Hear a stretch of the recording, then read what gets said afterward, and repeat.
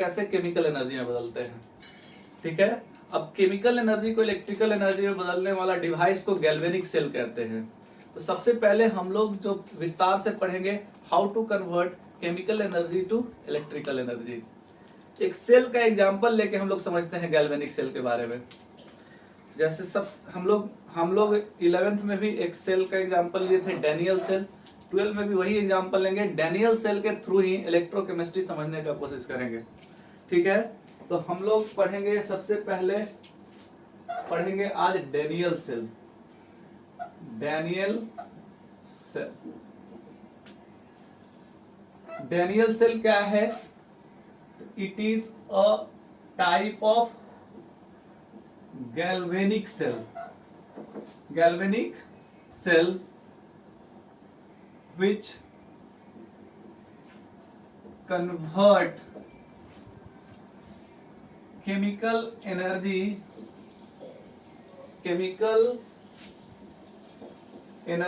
to electrical energy by spontaneous redox reaction.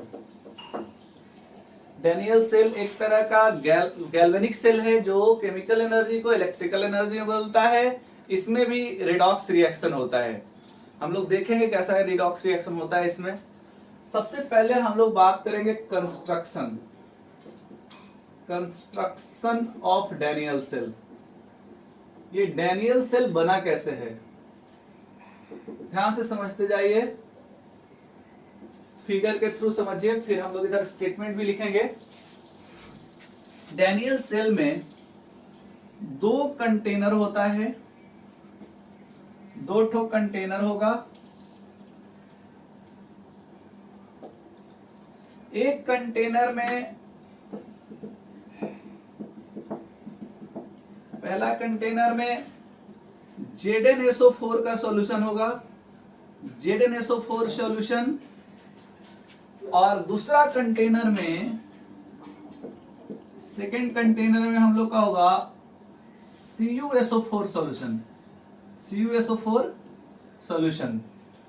इधर होगा zinc sulphate solution और इधर होगा कॉपर सल्फेट सॉल्यूशन। एकदम याद करते चलना है क्योंकि इसी को हम लोग रेफरेंस लेके सारा चीज समझेंगे। ZnSO4 का जो सॉल्यूशन है इसमें जिंक रॉड डाला हुआ रहेगा, जिंक रॉड, और कॉपर सल्फेट का जो सॉल्यूशन है इसमें कॉपर रॉड डाला हुआ होगा, कॉपर रॉड। अब अभी फिलहाल हम बोल देते हैं, आगे आपको समझ में आ जाएगा। जिंक रॉड जो है ये एनोड का काम करेगा और कॉपर रॉड जो है ये कैथोड का काम करेगा। आगे हम आपको समझाएंगे कि जिंक रॉड ही एनोड क्यों हुआ और कॉपर रॉड कैथोड क्यों हुआ। ठीक है, उसको एनोड क्यों नहीं लिखे, इसको कैथोड क्यों नहीं लिखे। एक चीज और, एनोड निगेटिव होता है गैल्वेनिक सेल में और कैथोड पॉजिटिव होता है गैल्वेनिक सेल में। ठीक है, आगे हम आपको समझाएंगे कि जिंक रॉड ही क्यों निगेटिव हुआ और कॉपर रॉड ही क्यों पॉजिटिव हुआ। एनोड निगेटिव कैसे आ गया यहां और कैथोड पॉजिटिव कैसे आ गया यहां, धीरे धीरे आपको समझ में आएगा। अब फिर ये जो इलेक्ट्रोड है इसको एक कॉपर वायर से जोड़ देना है, बीच में आप गैल्वेनोमीटर लगा दीजिए या फिर बल्ब लगा दीजिए, ये चेक करने के लिए कि करंट फ्लो कर रहा है कि नहीं कर रहा है। करंट जब फ्लो करेगा तो ये बल्ब जल जाएगा, या गैल्वेनोमीटर अगर आप लगाइएगा तो करंट फ्लो करेगा तो उसमें डिफ्लेक्शन आएगा गैल्वेनोमीटर में। ठीक है, फिर हम लोग क्या करेंगे कि ये जो दो इलेक्ट्रोलाइट है, जिंक सल्फेट का सॉल्यूशन और कॉपर सल्फेट का सॉल्यूशन, जो भी हम लोग सॉल्यूशन यूज करते हैं इलेक्ट्रिक करंट पास कराने के लिए, उस सॉल्यूशन को हम लोग इलेक्ट्रोलाइट कहते हैं। तो जो इलेक्ट्रोलाइट है उसको हम लोग एक सॉल्ट ब्रिज से कनेक्ट करा देते हैं। इलेक्ट्रोलाइट को हम लोग कनेक्ट कराते हैं सॉल्ट ब्रिज से, ठीक है। ये एक पुल बन गया जिसको हम लोग कहते हैं साल्ट ब्रिज। ये साल्ट ब्रिज के बारे में भी हम लोग विस्तार से पढ़ेंगे, इसलिए एकदम ध्यान से देखिए और समझते जाइए, सारा कुछ आपका क्लियर हो जाएगा, ठीक है। सबसे पहले कंस्ट्रक्शन लिख लेते हैं। कंस्ट्रक्शन में क्या लिखे हैं कि 2 कंटेनर, ऐसे लिखे हैं, it consist of, Daniel sir, it consist of 2 container, 2 container होगा, one of which is filled with zinc sulphate, zinc sulphate बोले तो ZnSO4 solution, and other consist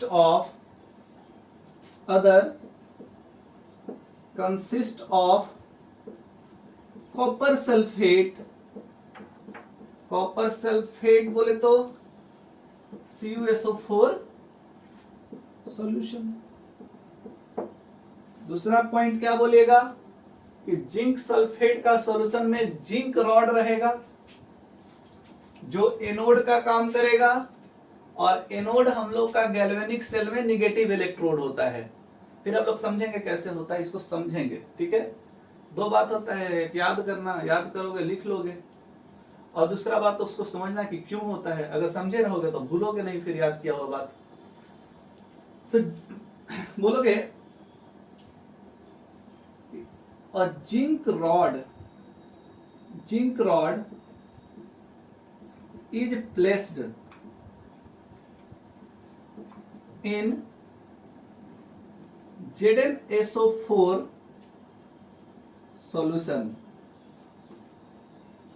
which act as, जो एनोड का काम करेगा, ब्रैकेट में लिख देंगे निगेटिव इलेक्ट्रोड का काम करेगा, and copper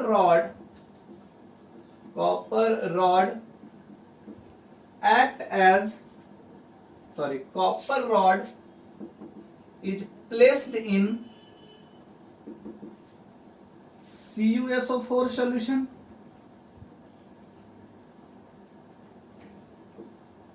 which act as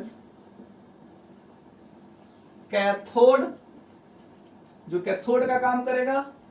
cathode बोले तो पॉजिटिव इलेक्ट्रोड। एकदम बहुत अच्छे से समझ में आ रहा है आपको। तीसरा बात,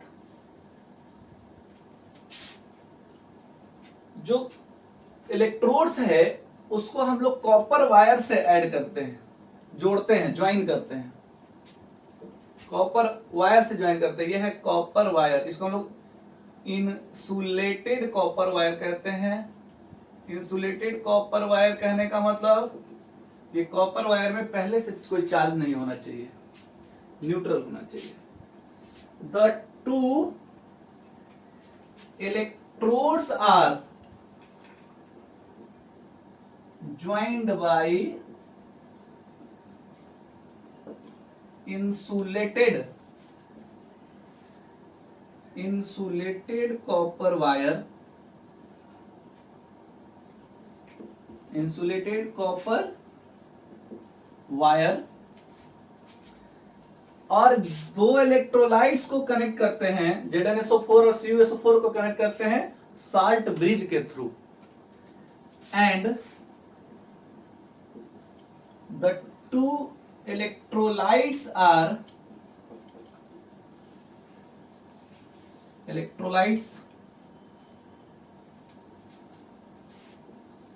are connected by a salt bridge। I hope आपको कंस्ट्रक्शन समझ में आ गया होगा।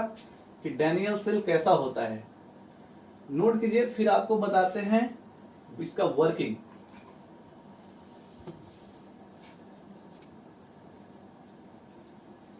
नोट कर लिए होंगे आप लोग। वीडियो पॉज करके नोट करते चलिएगा।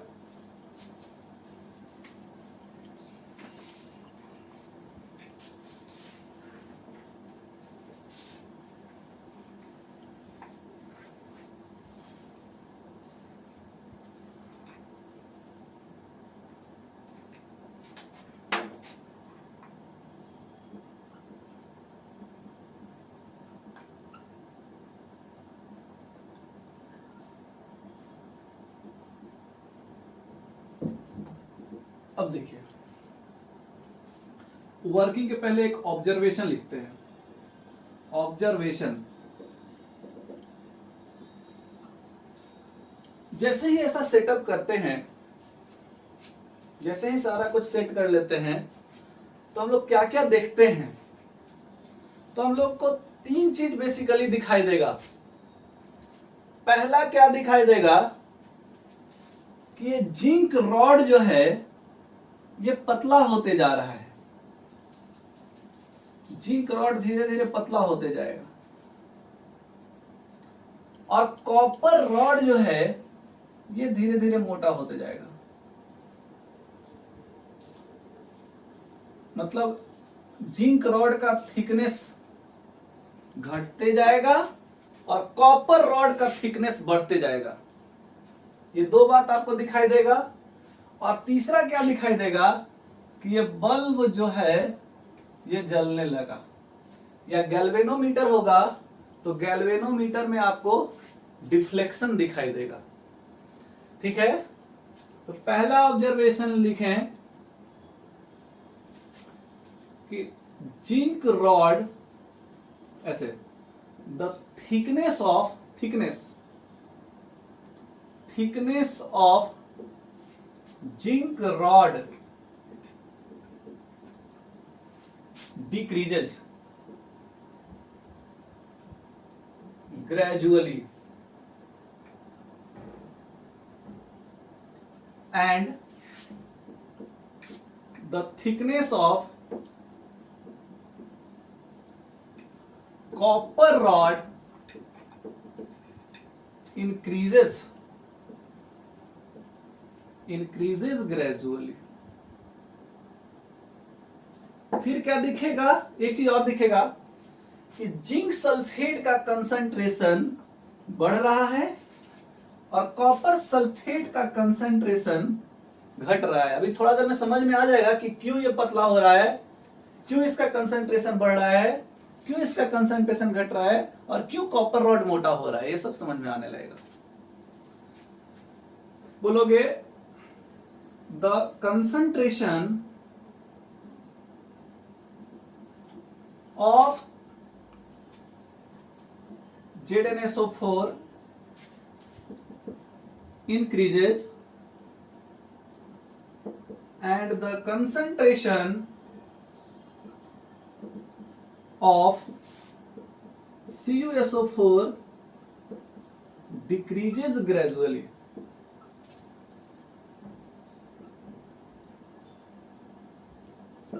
और तीसरा ऑब्जर्वेशन आपको क्या दिखेगा,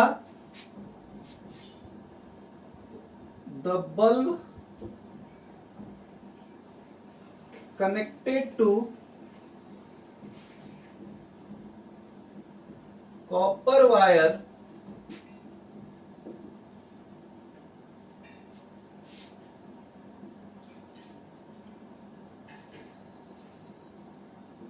इज ग्लोइंग। और the galvanometer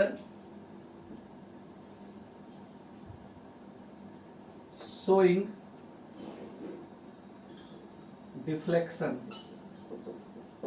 गैल्वेनोमीटर अगर कनेक्टेड है तो उसमें डिफ्लेक्शन आएगा। बल्ब अगर कनेक्टेड है तो बल्ब ग्लो कर रहा है, जलने लगा। तो ये 3 ऑब्जर्वेशन हम लोग को दिखा जब ये सेटअप तैयार किए उसके बाद। कि यहां कॉपर लगातार कॉपर डिपॉजिट हो रहा है, यहां पे जिंक धीरे धीरे पतला होते जा रहा है, ठीक है। फिर जिंक सल्फेट का सॉल्यूशन का कंसंट्रेशन बढ़ रहा है, जिंक सल्फेट का कंसंट्रेशन उसमें बढ़ते जा रहा है और कॉपर सल्फेट का कंसंट्रेशन घटते जा रहा है। ये हम लोग को प्रैक्टिकली दिखेगा। अब क्यों ऐसा दिखेगा इसका बात करते हैं, ये हम लोग समझने का कोशिश करते हैं कि कैसे ये बल्ब जलने लगा, कैसे करंट फ्लो करने लगा और कैसे ये वर्क करता है, इसका वर्किंग देखते हैं। इसको नोट कर लें, फिर वर्किंग देखते हैं। नोट करें, वीडियो पॉज करके नोट करते जाएंगे आप।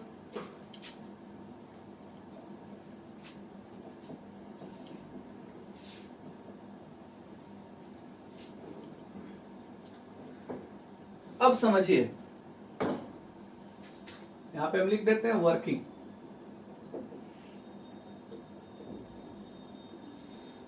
अब इलेक्ट्रिक करंट फ्लो करने का फंडा एक ही है बस, रिडॉक्स रिएक्शन। रिडॉक्स रिएक्शन हो और सर्किट कंप्लीट हो जाए तो इलेक्ट्रिक करंट फ्लो करेगा। हम लोग जानते हैं इलेक्ट्रिक करंट, चार्ज जब फ्लो करता है तो करंट फ्लो करता है। The flow of charge is called electric current. लेकिन एक चीज होना चाहिए कि चार्ज फ्लो कर रहा है लेकिन सर्किट कंप्लीट होना चाहिए, लगातार चार्ज फ्लो करते रहना चाहिए। सर्किट कंप्लीट होगा तब लगातार चार्ज फ्लो करते रहेगा, ठीक है। अब देखिए ध्यान से समझते हैं इसमें कैसे करंट फ्लो करता है। सबसे पहले हम लोग कंपेयर करते हैं कि जिंक और कॉपर, जिंक और कॉपर में किसका रिड्यूसिंग पावर ज्यादा है। जिसका रिड्यूसिंग पावर ज्यादा होगा वो जल्दी इलेक्ट्रॉन लॉस करेगा, जिसका रिड्यूसिंग पावर ज्यादा होगा वो इलेक्ट्रॉन आसानी से लॉस करेगा। अब हम लोग रिड्यूसिंग पावर के लिए 11th में भी याद किए थे, रेडॉक्स रिएक्शन में हम लोग याद किए थे कि किसका रिड्यूसिंग पावर ज्यादा है। उसके लिए हम लोग याद किए थे, एक टेबल दिया हुआ था, वो टेबल यहां भी दिया हुआ है, 12th में भी दिया हुआ है आपका टेबल। वो बोला एनसीईआरटी का पेज नंबर है 69। पेज नंबर डिफर कर सकता है किसी का किताब में, लेकिन ये टेबल आपको दिख जाएगा। इस टेबल में रिड्यूसिंग पावर दिया हुआ है कि नीचे की ओर रिड्यूसिंग पावर बढ़ रहा है, ठीक है। नीचे की ओर क्या हो रहा है, रिड्यूसिंग पावर बढ़ रहा है, ठीक है। अब ये एनसीईआरटी का पूरा स्टूडेंट से तो याद होता नहीं है, अगर 10-20 अगर आप याद कर ले तो काम आपका हो जाए, ठीक है। 10-20 याद कर ले उसमें से तो आपका काम हो जाए, आपका क्वेश्चन आसानी से बनने लगे, ठीक है। तो 10-20 आपको याद कर लेना है। उसके लिए हम ट्रिक बता दें आपको ताकि आपको 10-20 याद हो जाए कम से कम। एक ट्रिक हमने 11th में भी बताया था कि लिक बासर का नाम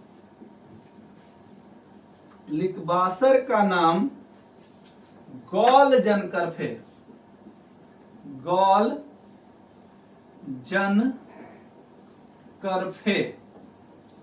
आप वीडियो को पॉज करके इसको 10 बार पढ़ेंगे। लिकबासर का नाम गॉल जन करफे, 10 बार पढ़ोगे जुबान पे आ जाएगा। लिकबासर का नाम गॉल जन करफे, ठीक है। कोई जॉन इब्राहिम कह देता है। लिकबासर का नाम गॉल जन करफे, LI ली, के से क, BA बा, SR सर, CA का, NA ना, MG मग, AL अल, ZN जन, CR कर, FE फे।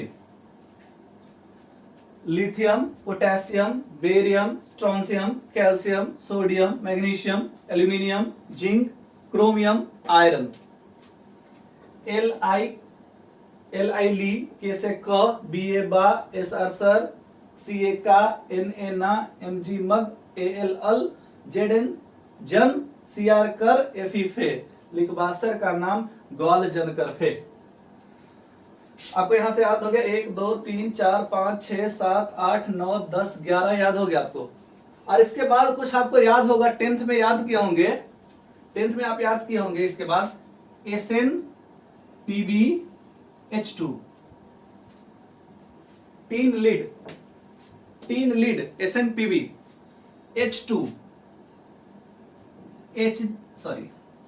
Cu Hg Ag AuPt। आपको याद होगा इसके बाद वाला, हाइड्रोजन के बाद वाला तो आप एकदम रटे हुए होंगे कि ये सब इनर्ट मेटल है, इसका रिड्यूसिंग पावर बहुत कम होता है, इलेक्ट्रॉन लॉस करता ही नहीं है आसानी से। H2 के बाद Cu Hg Ag AuPt, आपको याद रखना है इतना। तो इतना अगर बस याद कर लें, 11 के बाद 12 13 14 15 16 17 18 19 हो गया, तो आपका क्वेश्चंस फटाफट बन जाएगा। क्वेश्चंस बनाने में प्रॉब्लम नहीं होगा, इतना ही के अंदर से क्वेश्चन रहता है, इससे बाहर आपका क्वेश्चन नहीं मिलेगा। ठीक है, लिक्वासर का नाम गॉल्जन कर्फ है, SnPbH2 Cu Hg Ag AuPt। ठीक है, इधर की ओर क्या होता है कि रिड्यूसिंग पावर डिक्रीज होता है। एक चीज और, रिड्यूसिंग पावर समझिए, रिड्यूसिंग पावर, कोई भी एलिमेंट है, जैसे पोटेशियम है, ये एक इलेक्ट्रॉन लॉस करेगा तो K+ बनेगा। तो रिड्यूसिंग पावर को आप इलेक्ट्रॉन लॉस करने का पावर कह सकते हैं। क्या है, तो यहां से यहां क्या हुआ है, तो लॉस ऑफ इलेक्ट्रॉन हुआ है, और लॉस ऑफ इलेक्ट्रॉन को हम लोग ऑक्सीडेशन कहते हैं। Loss of electron is called oxidation. और जिसका सेल्फ ऑक्सीडेशन होता है उसको हम लोग रिड्यूसिंग एजेंट कहते हैं, रिड्यूसिंग एजेंट। ठीक है, लॉस ऑफ इलेक्ट्रॉन को ऑक्सीडेशन कहते हैं, और जिसका सेल्फ ऑक्सीडेशन होता है उसको हम लोग रिड्यूसिंग एजेंट कहते हैं। और जिसका सेल्फ ऑक्सीडेशन आसानी से हो वो ज्यादा अच्छा रिड्यूसिंग एजेंट कहलाएगा, उसका रिड्यूसिंग पावर ज्यादा होगा। तो रिड्यूसिंग पावर ज्यादा इधर वाले का होता है, उधर वाले का रिड्यूसिंग पावर कम होता है। ठीक है, इतना समझ में आया? ये बात भूलिएगा नहीं, पूरा चैप्टर में हमेशा यूज आएगा। लिक्वासर का नाम गॉल्जन कर्फ याद कर लिए, इलेक्ट्रोकेमिस्ट्री आसान। ठीक है, अब देखिए, अब कोई आपसे पूछेगा कि जिंक रॉड और कॉपर रॉड, इसमें रिड्यूसिंग पावर किसका ज्यादा है, जिंक रॉड का ज्यादा है कि कॉपर रॉड का ज्यादा है? तो आपको देखिए, जिंक यहां मिला और कॉपर यहां मिला, तो जिंक का रिड्यूसिंग पावर ज्यादा है, और जिसका रिड्यूसिंग पावर ज्यादा है वो ज्यादा आसानी से इलेक्ट्रॉन लॉस करेगा। तो सबसे पहला तमाशा, इस सेटअप तैयार होने के बाद सबसे पहला तमाशा क्या होगा, तो जिंक इलेक्ट्रॉन लॉस करेगा। सबसे पहला तमाशा, जिंक इलेक्ट्रॉन लॉस करेगा, और जहां इलेक्ट्रॉन लॉस होता है वो उस इलेक्ट्रोड को हम लोग एनोड कहते हैं। जिस इलेक्ट्रोड पर लॉस ऑफ इलेक्ट्रॉन होता है उस इलेक्ट्रोड को हम लोग क्या कहते हैं, एनोड। तो आपको पता चल गया कि जिंक एनोड क्यों है। ठीक है, तो सबसे पहले हम लोग बात करें, सबसे पहला काम क्या होगा, तो इलेक्ट्रॉन लॉस होगा। कहां होगा, तो जिंक पे होगा, और जिस इलेक्ट्रोड पे इलेक्ट्रॉन लॉस होता है उसको क्या कहते हैं, तो एनोड कहते हैं। एक चीज और, लॉस ऑफ इलेक्ट्रॉन को ऑक्सीडेशन कहते हैं, और जिस गैल्वेनिक सेल का जिस पार्ट में ऑक्सीडेशन होता है उस पार्ट को हम लोग कहते हैं oxidation half cell. Oxidation half cell, और जिस पार्ट में रिडक्शन होता है उसको रिडक्शन हाफ सेल कहते हैं। ठीक है, और सबसे पहले हम लोग लिखें, सबसे पहले क्या होगा, oxidation half cell reaction takes place at anode. सबसे पहले क्या होगा, एनोड पे ऑक्सीडेशन हाफ सेल रिएक्शन क्या होगा, कैसे होगा, तो जिंक जो है ये 2 इलेक्ट्रॉन लॉस करता है, इसका वैलेंसी 2 होता है और बन जाता है Zn2+। ठीक है, सबसे पहला काम। अब ये जो Zn2+ बन रहा है, ये Zn2+ जो है ये सॉल्यूशन में डिजॉल्व होते जाएगा, Zn2+ सॉल्यूशन में आ जाएगा, क्योंकि आयंस मूव कर सकता है सॉल्यूशन में ही। ठीक है, ions are dissolved in solution. ये रिएक्शन एनोड पर होगा। बोलोगे क्या एक चीज और इसमें, Zn2+ is dissolved in the solution, so thickness of zinc rod starts to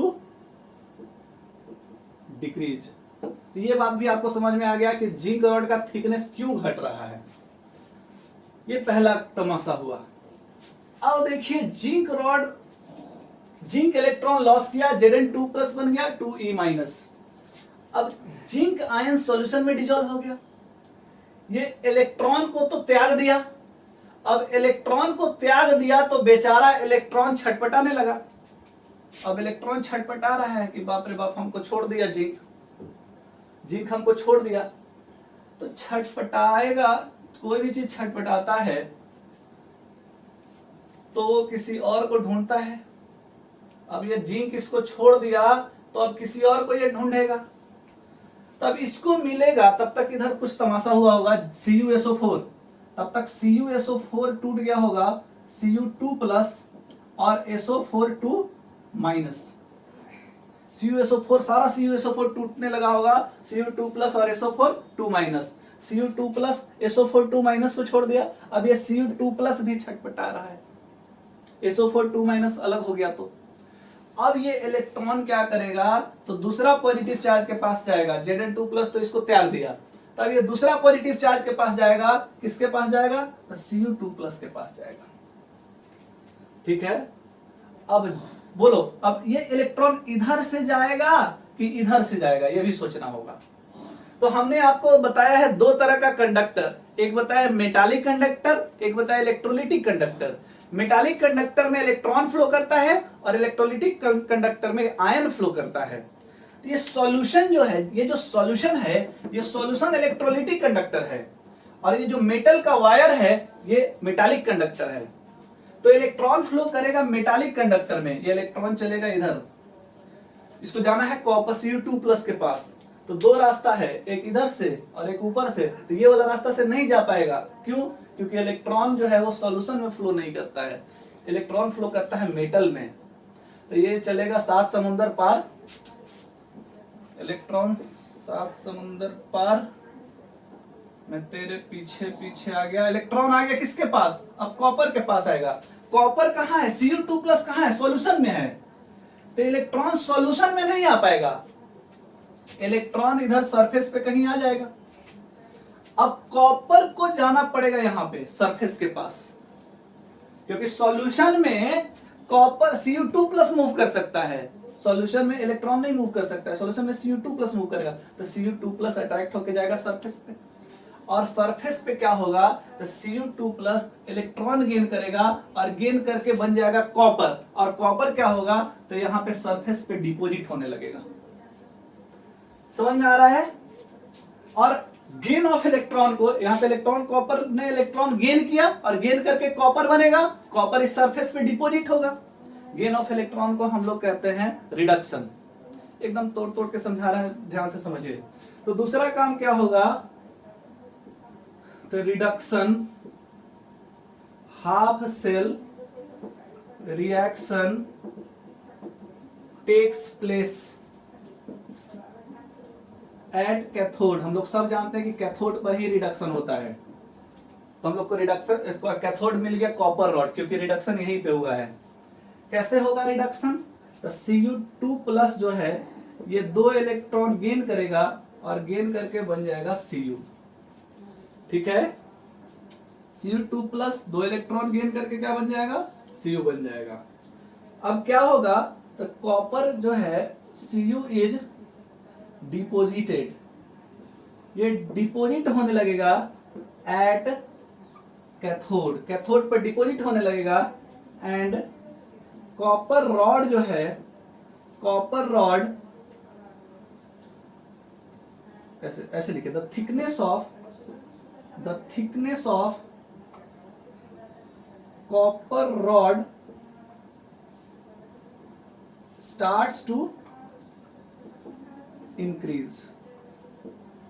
ठीक है, अब इतना हुआ, यहां से यहां तक इलेक्ट्रॉन आया, लेकिन अभी सर्किट कंप्लीट नहीं हुआ है। जब तक सर्किट कंप्लीट नहीं होगा तब तक करंट फ्लो नहीं होगा। तो सर्किट कंप्लीट करने के लिए अब क्या करेगा, तो SO4 जो है वो मूव करेगा सॉल्ट ब्रिज के थ्रू, और वो रिडक्शन हाफ सेल से, इधर वाले पार्ट को हम लोग कहते हैं reduction half cell, reduction half cell.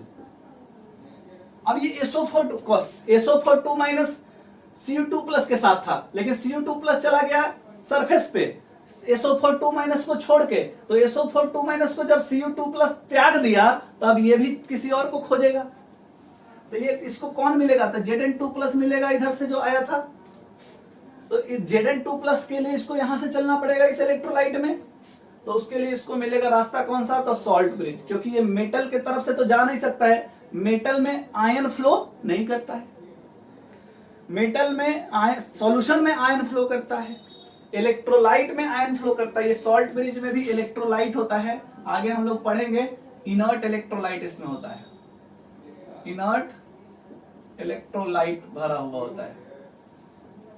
तो ये इलेक्ट्रोलाइट ये सॉल्यूशन के थ्रू ही जा सकता है, इलेक्ट्रोलाइट के थ्रू ही जा सकता है, तो ये ब्रिज सॉल्ट ब्रिज से पहुंचेगा। ठीक है, तो अगला काम क्या होगा, इस SO4 starts to move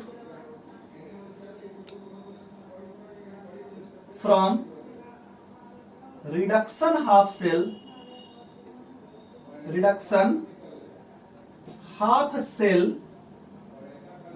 to oxidation half cell,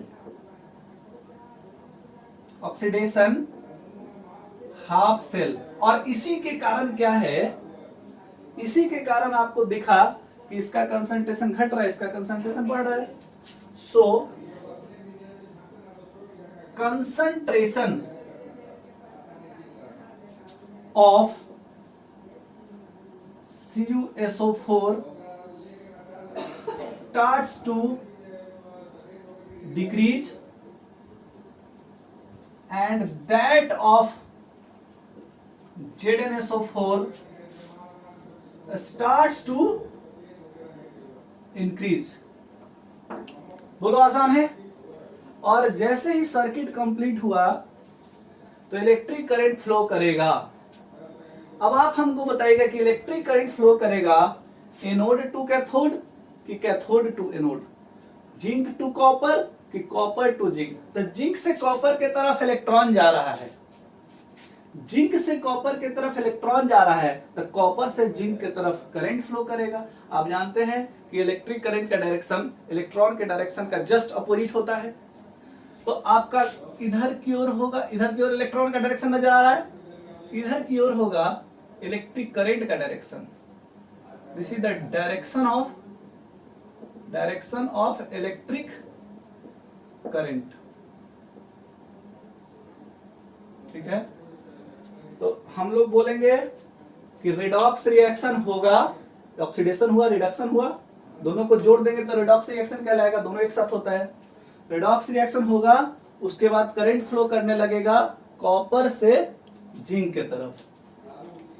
video pause करके आप नोट करते चले, हम ऊपर का एक पैराग्राफ मिटा रहे हैं।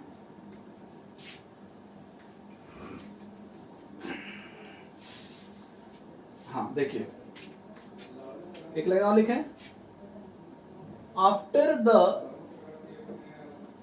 Following redox reaction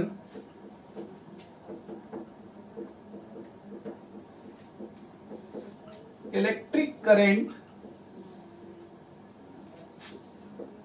starts to flow। From copper to zinc. Zn है, ये टूटा था Zn2+ में और 2 इलेक्ट्रॉन लॉस किया था। फिर Cu2+ है, ये 2 इलेक्ट्रॉन गेन किया था और Cu बन गया था। ये दोनों को जोड़ दीजिएगा तो रेडॉक्स रिएक्शन आपको मिल जाएगा। 2e cancel, Zn plus Cu2+ gives Zn2+ plus Cu। इसको हम लोग कहेंगे सेल रिएक्शन, इसको हम लोग सेल रिएक्शन कहते हैं। तो ये सेल रिएक्शन के बाद करंट फ्लो करने लगेगा। ये आपको बहुत अच्छे से समझ में आ गया होगा डैनियल सेल क्या होता है, और ये समझना बहुत जरूरी था आगे का थ्योरी समझने से पहले। ठीक है, ये जिसको जिसको बहुत अच्छे से समझ में आ गया होगा, दोबारा वीडियो रिवाइंड करके एक बार और जरूर देखेंगे, कम से कम 2 बार हर स्टूडेंट इस वीडियो को देखेंगे। उससे क्या होगा कि आपको डैनियल सेल समझ में आ जाएगा। डैनियल सेल में कैसे होता है इलेक्ट्रॉन कैसे फ्लो करता है, करंट कैसे फ्लो करता है, आयन किधर फ्लो करता है, क्या क्या होता है, प्रैक्टिकल बात सारा कुछ समझ में जब आ जाएगा आपको, तो आगे का बात इसी को रेफरेंस लेके समझेंगे सारा चीज। इलेक्ट्रोड पोटेंशियल हो गया या सेल पोटेंशियल हो गया, ऑक्सीडेशन पोटेंशियल हो गया या रिडक्शन पोटेंशियल होगा, सारा कॉन्सेप्ट इसी पे हम लोग सीखेंगे। बहुत आसान लगेगा, नोट कीजिए जल्दी से।